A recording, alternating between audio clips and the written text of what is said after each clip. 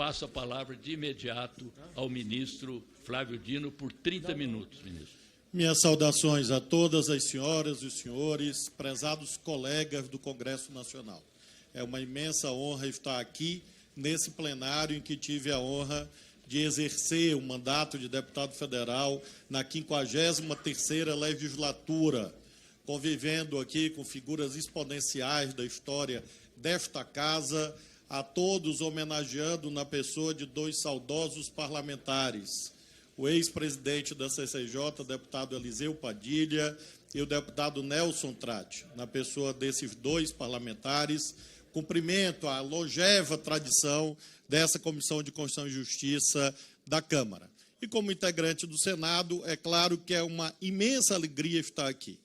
Na verdade, sempre disse a todos e todas, companheiros e companheiras, colegas, que estar aqui considero ser um dever e considero ser uma honra. De modo que estou, senhor presidente Rui Falcão, à disposição da CCJ. Infelizmente, não poderia estar aqui toda semana, inclusive porque seria um trabalho gratuito, não remunerado. Mas, pelo menos uma vez por mês, que se o senhor quiser, eu venho aqui com o maior prazer do mundo a esta egrégia comissão conversar com os meus colegas parlamentares e com todos aprender. Eu tenho aqui um tempo inicial para, além dessas saudações, fazer uma exposição. Cumprimento a minha equipe aqui presente, senhor secretário executivo do Ministério da Justiça, dois ex-deputados que aqui estão, colegas de muitos, o Adi Damus, Elias Vaz, o ex-deputado Tadeu Alencar também integra a nossa comissão, a nossa equipe não pôde estar aqui porque está em viagem, doutor Andrei, diretor-geral da PF, e toda a nossa equipe que está aqui para ouvir as senhoras parlamentares e os senhores parlamentares. No âmbito do Ministério da Justiça e Segurança Pública, 3 preocupações iniciais. A primeira delas, recomposição da autoridade da lei no Brasil. Legalidade, tal como inscrito no artigo 37 da Constituição. E cito aqui, à guisa de exemplo, 2 temáticas que têm ensejado a nossa atuação. A primeira, o mercado de ouro no Brasil. Mercado de ouro contaminado, invadido por práticas ilegais, que neste governo, sob a orientação do presidente Lula, têm sido combatidas. Na raiz do genocídio que se processou contra o povo Yanomami, em Roraima, está a exploração ilegal de ouro. E a Polícia Federal, por nossa orientação, tem aplicado a lei. Nós temos, a essas alturas, senhoras e senhores, 100 milhões de reais bloqueados por decisão judicial em razão de investigações da Polícia Federal contra financiadores e lavadores de dinheiro ilegal oriundo da exploração do ouro no mercado paralelo no Brasil. Temos o tema da internet, em que muitos confundem liberdade de expressão com a ausência de lei, com a ausência de norma. Não é assim nem sob a ótica da Constituição, nem sob a ótica do Código Civil e do Código de Defesa do Consumidor. E temos conversado com o líder Orlando Silva, que deve estar por aqui, relator do projeto de lei 2630, acerca da importância de nós aprimorarmos os marcos normativos acerca da internet. Em segundo lugar, destaco o combate ao crime organizado. Todos os dias, quem acompanha os perfis oficiais do Ministério da Justiça e da Polícia Federal encontra apreensões de drogas, apreensões de armas ilegais. A maior apreensão de arma ilegal na história desse país foi feita recentemente no Rio de Janeiro. Estamos fortalecendo a PF e a PRF. Preocupação principal no que se refere às fronteiras e à atividade criminosa na Amazônia brasileira. Estamos, senhoras e senhores parlamentares, com a fixação, na semana pretérita, de uma base da Polícia Federal no Vale do Javari, exatamente para ali, com a presença de 200 policiais, garantir a autoridade da lei na Amazônia brasileira, num território devastado pelas facções criminosas. Território este que estava sendo indevidamente tratado como terra de ninguém. Temos também, obviamente, enfrentado crises em apoio aos estados. Aqui menciono a ação firme, contundente, incisiva e eficiente em relação ao Rio Grande do Norte. O terceiro eixo de atuação, operações integradas e apoio aos estados. E aí faço questão de mencionar que recentemente, por intermédio da edição da Portaria 322, há coisa de 15 dias atrás, nós permitimos que os estados efetivamente gastem 2 bilhões e 400 milhões de reais na segurança pública. Dinheiro esse que estava empossado por conta de marcos infralegais inadequados, que nós revisamos para exatamente desamarrar as mãos dos governadores, das governadoras, dos secretários de segurança, e vejam, de todos os estados, independentemente da posição política e ideológica, nós fizemos isto exatamente para apoiar essas operações integradas. Nós temos executado operações da maior importância contra a pedofilia, como nós fizemos em janeiro, resultando em mais de 100 pessoas presas. Fizemos agora, no mês de março, a Operação Átria, com 4.000 prisões, mais de 20.000 medidas protetivas deferidas em apoio às mulheres vítimas de violência, em razão dessa atuação conjunta da Polícia Federal, da Secretaria Nacional de Segurança Pública e das Polícias Civis dos Estados. Finalmente, menciono a nossa preocupação com o SUSP, o Sistema Único de Segurança Pública, inclusive com o lançamento da segunda fase do PRONASSE, PRONASSE 2, recentemente objeto de assinatura de um decreto presidencial que permitirá que ainda nesse ano 100.000 bolsas de formação no valor de R$ 900 sejam pagas a policiais brasileiros, guardas municipais, mostrando a nossa preocupação com esta integração no âmbito do Sistema Único de Segurança Pública.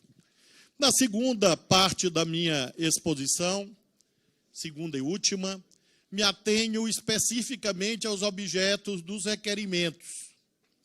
Aludo, em primeiro lugar, ao mais esdrúxulo deles, que diz respeito à minha ida convicta a uma audiência pública no Complexo da Maré. Eu digo que é esdrúxulo porque provavelmente todos os parlamentares do Rio de Janeiro já foram no Complexo da Maré. Se não foram, deveriam ir. Eu digo que é esdrúxulo porque todas as senhoras e os senhores, sem exceção, e eu também, quando chega em campanha eleitoral, todo mundo lembra de ir nas favelas e nas periferias. E ninguém pergunta se ali há crime organizado ou não. Mas, agora o que se verifica? A tentativa vil de criminalizar não o ministro da Justiça, de criminalizar aquela população. E com isso eu não posso concordar. Em relação às pessoas indefesas, como se fossem todos criminosos, e não são. Isso é um preconceito contra as pessoas mais pobres do país, preconceito contra quem mora em bairro popular. E eu tenho a obrigação, como ministro da Justiça e Segurança Pública, de reagir contra este ataque a essas pessoas, cidadãos e cidadãs do nosso país. Recebi o convite e quero dizer que já recebi outros. E quero aproveitar esta Igreja Câmara para dizer que espero outros tantos. E a todos os convites similares que receber, irei. Porque não é favor, é dever. E não sou traidor dos meus compromissos com a sociedade. Farei audiências públicas similares nas comunidades mais pobres e simples do Brasil. Porque, afinal, são os destinatários da segurança pública. Recebi o convite escrito. Vi espantado de que eu havia sido convidado pelo Comando Vermelho. Ora, publiquei a foto da reunião. As pessoas ali estão. E nós temos a seguinte situação. Nós temos a situação em que uma reunião pública realizada a 15 metros da Avenida Brasil e previamente comunicada à Polícia Civil do Rio de Janeiro, à Polícia Militar do Rio de Janeiro, ao Corpo de Bombeiros do Rio de Janeiro, à Polícia Federal, à Polícia Rodoviária Federal. Era uma reunião com o Comando Vermelho. As senhoras e os senhores, pelo amor de nosso Senhor Jesus Cristo, não ponham em suspeição o secretário de Segurança da Polícia Civil do Rio de Janeiro, que eu nem conheço. Não ponham em suspeição o secretário da Polícia Militar do Rio de Janeiro. Porque o Ministério da Justiça enviou ofício a eles, 3 ou 4 dias antes. E eu considero, a estas alturas, me perdoem, algo esdrúxulo, imaginar que eu fui reunir com o Comando Vermelho e avisei a polícia. Então, é preciso ter seriedade no debate público. E, evidentemente, claro, ali estive, ali recebi um documento e publicizei os resultados da reunião. E aproveito para dizer que eu cometi um erro e quero pedir desculpas em relação a esse erro. Na próxima, eu vou convidar os deputados federais e as deputadas federais para irem comigo, porque eu quero crer que não é todo mundo que tem medo das comunidades mais pobres do Brasil e que, com certeza, muitos irão me acompanhar. Assim creio.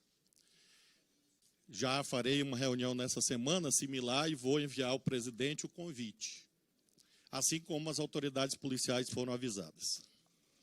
Em relação ao Complexo da Maré, portanto, eu quero crer que a essas alturas ninguém vai continuar a criminalizar a população ali existente. E chama a atenção da gravidade disto para um aspecto. Criminalizar os mais pobres é estimular a violência contra eles, é estimular a chacina, é estimular a morte, tiroteio, apenas pelo fato das pessoas serem mais pobres. Não me parece uma atitude adequada para agentes públicos de elevada responsabilidade. Em relação ao 8 de janeiro. O 8 de janeiro é outro desses territórios esquisitos. Inventaram e repetem a exaustão, como se repetir transformasse uma mentira em verdade, que eu recebi um mítico informe da ABIN, que é tão secreto que ninguém nunca leu, nem eu mesmo. Porque, por uma razão objetiva, eu jamais o recebi. E querem, às vezes, presidente, produzir aquilo que no direito a gente chama de prova de fato negativo. Como é que eu vou provar que eu não recebi? Isso não existe juridicamente, queridos irmãos e irmãs. Quem diz que eu recebi, que mostre o tal informe mítico, mental, uma construção puramente fantasiosa, e diga que dia e que horas que eu recebi.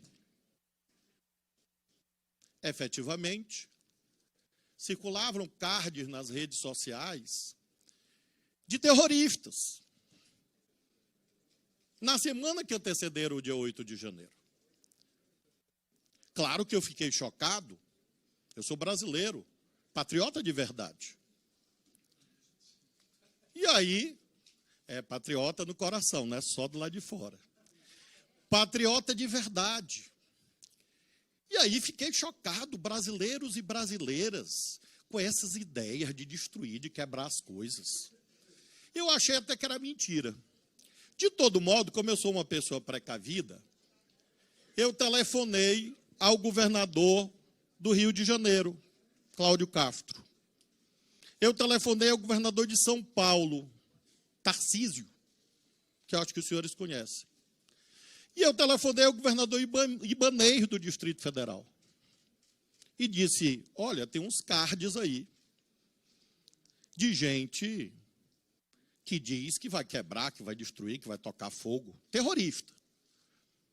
Os 3 governadores disseram a mesma coisa. Nós vamos cumprir a Constituição. Lembro às senhoras e senhores que nós estamos sob amparo, sob o manto e sob a autoridade da Constituição. E a Constituição diz, no artigo 144, que quem faz policiamento ostensivo e de garantia da ordem pública é só um órgão, não são 2. Só um órgão. Se chama Polícia Militar. Está escrito na Constituição. Quem chefia a Polícia Militar? Os governadores. Eu fui governador. Respeito os governadores. E durante os 3 ou 4 dias, está aqui o Robson, que foi governador. Durante uns 3 ou 4 dias, essa rotina se verificou de telefonemas com esses 3 governadores. E os 3 diziam a mesma coisa. A Polícia Militar vai fazer a sua parte. No Rio de Janeiro fez. Em São Paulo fez. Inclusive contra uns desvairados que queriam tocar fogo numa refinaria, numa distribuidora de combustíveis. Eu falei com o governador Tarcísio e disse, governador, por favor, fecharam aí uma refinaria, querem tocar fogo, uma distribuidora, e ele prontamente enviou a Polícia Militar. Isto é a verdade. No caso de Brasília, é público e notório, o próprio governador Ibanez já disse, que disseram para ele uma coisa e aconteceu outra. Qual o engendramento criminoso que levou ao dia 8 de janeiro em Brasília? Em primeiro lugar, pessoas organizaram violência.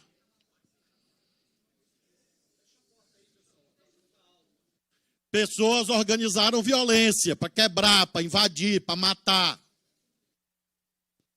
Em segundo lugar, e essas pessoas estão sendo julgadas pelo Poder Judiciário, não é pelo governo, não. E devem ser julgadas. Autoridade da lei. E a Polícia Militar do Distrito Federal, infelizmente, não cumpriu aquilo que estava escrito. Escrito onde? Escrito do planejamento operacional da Secretaria de Segurança do Distrito Federal, que é o órgão constitucional competente para prover garantia da ordem pública. Fui avisado por telefone que a Polícia Militar do Distrito Federal não estava cumprindo o seu papel. Aí vem as versões fantasiosas, que eu estava no ministério olhando. Não, eu não estava no ministério olhando. Agora, era minha obrigação, como brasileiro, como tantos policiais sérios que enfrentaram aquela horda de alimárias, enfrentar aquilo, fisicamente, se necessário. Mas eu me dirigi ao presidente da República e disse, olha, nós temos uma situação constitucional ensejadora da intervenção federal no Distrito Federal. E propus a ele a adoção da medida. E a partir do momento que o presidente da República decidiu fazer a intervenção federal para pôr termo a grave comprometimento da ordem pública, a Força Nacional passou a atuar em parceria com a Polícia Militar e com as demais forças de segurança e conseguimos restabelecer a ordem em Brasília. Onde está a tão proclamada omissão?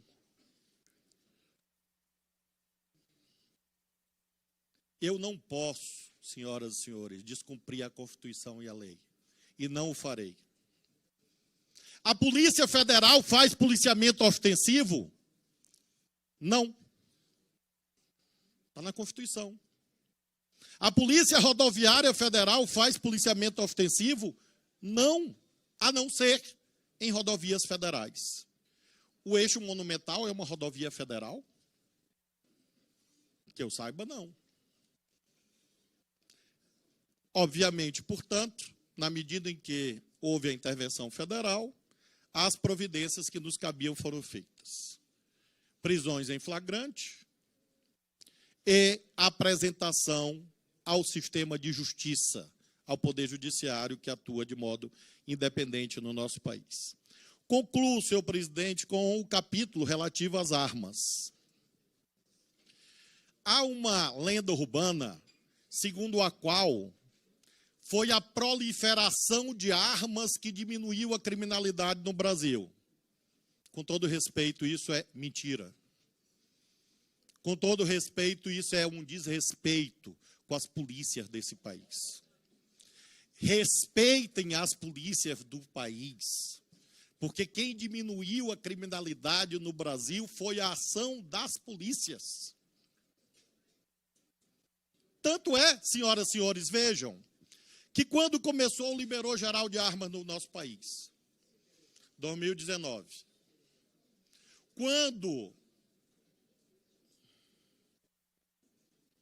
quando começou o liberou geral de armas no Brasil, 2019, quando a criminalidade violenta começa a cair no Brasil, ora vejam, em 2018, antes, estatística, objetivo, matemática, 2020 cresceu. Na Amazônia, que mais se armou, a criminalidade não diminuiu. Ou seja, não há correlação lógica entre armamentismo e redução de CVLI. Basta estudar os números com profundidade. E mais, para nós, do governo do presidente Lula, lei é coisa séria. E o Supremo disse seguidas vezes que o liberou geral estava errado. É nesta moldura que nós assumimos no dia 1º de janeiro de 2023. Uma política errada, sem base científica e declarada inconstitucional e ilegal pelo Supremo. O que faríamos nós? Rasgar as decisões do Supremo? Tentar invadir o Supremo? Agredir o Supremo? Não, esses não somos nós. Esses são outros. Nós damos cumprimento às decisões do Supremo. E com isso, editamos um decreto. Nós editamos um decreto sobre esse tema. Para combater o poder das facções. Inclusive, existem armamentistas sérios no Brasil? Sim, claro. Eu creio até que a imensa maioria. Mas Jesus Cristo recrutou 12 e um se vendeu. Judas. Então, a estas alturas, nenhum dos propagadores do armamentismo vai dizer que todos aqueles que têm registro de CAC, por exemplo, têm asas e são anjos. Um ou outro escapa, infelizmente. E o que é que essas figuras do mal têm feito?